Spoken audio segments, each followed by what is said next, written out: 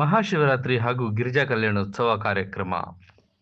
ಹೌದು, ಶ್ರೀ ಕ್ಷೇತ್ರ ಕಮ್ಮಸಂದ್ರ ಅಗ್ರಹಾರದಲ್ಲಿರುವ ಶ್ರೀ ಕಾಶಿ ವಿಶ್ವನಾಥ ಸ್ವಾಮಿ ದೇವಾಲಯದಲ್ಲಿ ಮಹಾಶಿವರಾತ್ರಿ ಪ್ರಯುಕ್ತ ಶ್ರೀ ಸ್ವಾಮಿಗೆ ವಿಶೇಷ ಪೂಜೆ, ರುದ್ರಾಭಿಷೇಕ, ರುದ್ರಹೋಮ, ಬಿಲ್ವಾರ್ಚನೆ ಮತ್ತು ಕಲಾ ಸಾಂಸ್ಕೃತಿಕ ಕಾರ್ಯಕ್ರಮಗಳನ್ನು ಆಯೋಜನೆ ಮಾಡಲಾಗಿದ್ದು, ಭಕ್ತಾದಿಗಳು ಸಕಾಲಕ್ಕೆ ಆಗಮಿಸಿ ಶ್ರೀ ಸ್ವಾಮಿಯ ದರ್ಶನ ಪಡೆದು ತೀರ್ಥಪ್ರಸಾದವನ್ನು ಸ್ವೀಕರಿಸಬೇಕೆಂದು ಆಲಯ ಅರ್ಚಕರು ತಿಳಿಸಿದರು.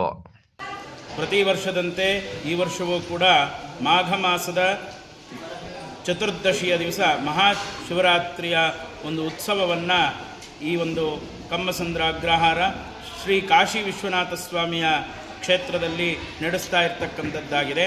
ಇದೇ ತಿಂಗಳ 26ನೇ ತಾರೀಕಿನ ದಿನ ಈ ಒಂದು ಮಹಾಶಿವರಾತ್ರಿಯ ಮಹಾಪರ್ವ ಆರಂಭ ಆಗಿ 27ನೇ ತಾರೀಕಿನ ದಿವಸ ಮಧ್ಯಾಹ್ನದವರೆಗೂ ನಡೆಯುವಂಥದ್ದಾಗತ್ತೆ. 26ನೇ ತಾರೀಕಿನ ದಿನ ವಿಶೇಷವಾಗಿ ಆ ಕಾಶಿ ವಿಶ್ವನಾಥ ಸ್ವಾಮಿಗೆ ಪ್ರಾತಃ ಕಾಲ 6 ಗಂಟೆಯಿಂದಲೇ ಅಭಿಷೇಕ ಪೂಜಾದಿಗಳು ಆರಂಭವಾಗಿ ನಿರಂತರವಾಗಿ ಅಭಿಷೇಕವನ್ನು ನಡೆಸುವಂಥದ್ದಾಗತ್ತೆ. ಅದಾದ ನಂತರ ವಿಶೇಷವಾಗಿ ಆ ಒಂದು ಶಿವರಾತ್ರಿಯ ನಿಮಿತ್ತವಾಗಿ ಸಹಸ್ರಲಿಂಗ ಪೂಜೆ ಈಗಾಗಲೇ ಶುರುವಾಗಿರ್ತಕ್ಕಂಥದ್ದು. ನರ್ಮದಾ ನದಿಯಿಂದ ತಂದಿರತಕ್ಕಂಥ ಸಹಸ್ರ ಲಿಂಗಗಳಿಗೆ ಶಾಸ್ತ್ರೋಕ್ತವಾಗಿ ವಿದ್ಯುಕ್ತವಾಗಿ ಪುರಾಣದಲ್ಲಿ ತಿಳಿಸಿರುವ ಹಾಗೆ, ಲಿಂಗ ಪುರಾಣದಲ್ಲಿ ತಿಳಿಸಿರುವ ಹಾಗೆ ಸಹಸ್ರಲಿಂಗ ಪೂಜೆ ನಡೆಸುವಂಥದ್ದಾಗಿರುತ್ತೆ. ಅದು ಕೂಡ ಅವತ್ತಿನ ದಿನ ವಿಶೇಷವಾಗಿ ಆ ಒಂದು ಪೂಜಾ ಕೈಂಕರ್ಯ ನಡೆಯುವಂಥದ್ದಾಗತ್ತೆ.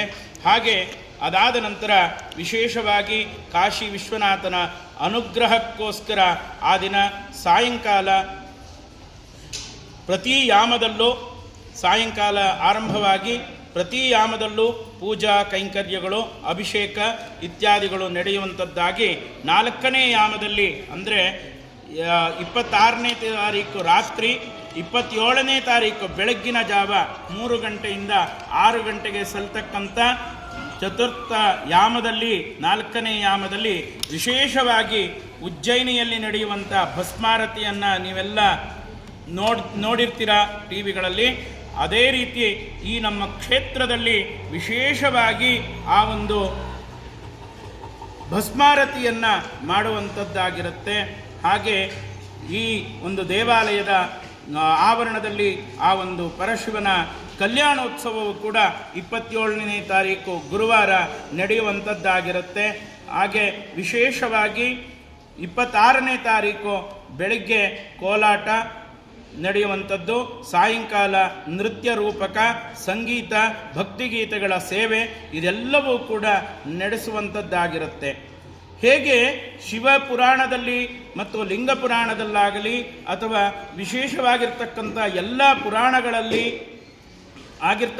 ಹೇಳಿರ್ತಕ್ಕಂಥ ಋಷಿಮುನಿಗಳು ಹೇಳಿರ್ತಕ್ಕಂಥ ಈ ಮಾಘ ಮಾಸದ ಮಹಾಚತುರ್ದಶಿಯಂದು ಮಹಾಶಿವರಾತ್ರಿಯ ಒಂದು ಪರ್ವಕಾಲ ಇದೆ. ಅದು ಈ ಸಾರಿಯಂತೂ ತುಂಬ ವಿಶೇಷವಾಗಿರ್ತಕ್ಕಂಥದ್ದಾಗಿರುತ್ತದೆ. ಯಾಕೆ ಅಂತಂದರೆ ತುಂಬ ಗ್ರಹಸ್ಥಿತಿಗಳು ಕೂಡ ಒಂದಾದ ನಂತರ ಒಂದರಂತೆ ಪರ್ವಕಾಲದ ನೇರ ಒಂದು ಅಸ್ಟ್ರಾನಮಿ ಪ್ರಕಾರ ಹೇಳುವಂಥದ್ದಾಗತ್ತೆ. ನೇರ ಸ್ಥಿತಿಯಲ್ಲಿ ಇರುವಂಥದ್ದ ಒಂದು ಸ್ಥಿತಿ ಇರುತ್ತೆ ಅಂತ ಹೇಳ್ತಾನೆ.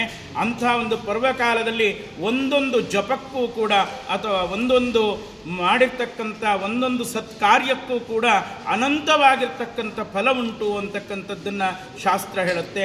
ಅಂತಹ ಒಂದು ಉಚ್ಚ ಮಟ್ಟದ ಒಂದು ಅತಿ ಉತ್ಕೃಷ್ಟವಾಗಿರ್ತಕ್ಕಂಥ ಫಲವನ್ನು ಕೊಡ್ತಕ್ಕಂಥ ಆ ಒಂದು ಈಶ್ವರನ ಶಿವನ ಆರಾಧನೆಯನ್ನು ಈ ಒಂದು ಸ್ಥಳದಲ್ಲಿ ಹಿಂದಿನಿಂದಲೂ ಮಾಡಿಕೊಂಡು ಬಂದು ಈ ವರ್ಷ ಇನ್ನೂ ವಿಶೇಷವಾದ ರೀತಿಯಲ್ಲಿ ಆ ಈಶ್ವರನ ಆರಾಧನೆಯನ್ನು, ಕಾಶಿ ವಿಶ್ವನಾಥನ ಆರಾಧನೆಯನ್ನು ಮಾಡ್ತಾ ಇರ್ತಕ್ಕಂಥದ್ದಾಗಿರುತ್ತೆ.